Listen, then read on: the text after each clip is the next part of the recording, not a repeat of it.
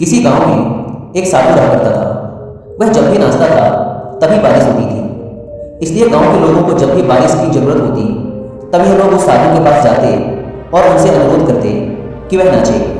और जब वह नाचने लगते तो बारिश जरूर होती थी। कुछ दिनों बाद 4 लड़के शहर से गांव में घूमने आए। जब उन्हें यह बात पता चली कि किसी साधु के नाचने से बारिश होती है तो उन्हें यकीन नहीं हुआ।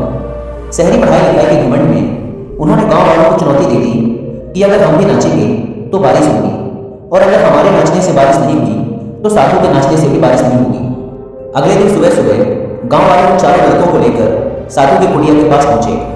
गांव वालों ने साधु को सारी बात बताई। फिर उन लड़कों ने नाचना शुरू किया। पहले लड़के ने नाचना शुरू किया। आधा घंटा बीत गया।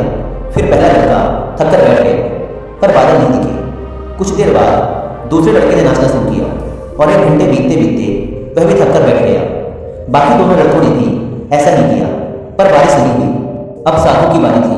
उसने नाचना शुरू किया। 1 घंटा बीत गया, पर बारिश नहीं हुई। साधु फिर भी नहीं रुका। वह नाचता ही रहा। नाचते नाचते 2 घंटे बीत गए, पर बारिश नहीं हुई। 4 घंटे बीत गए, पर बारिश नहीं हुई। लेकिन साधु तो रुकने का नाम ही नहीं ले रहा था। धीरे धीरे शाम होने लगी कि तभी बादलों की गड़गड़ाहट सुनाई दी और थोड़ी देर बाद जोरों की बारिश होने लगी।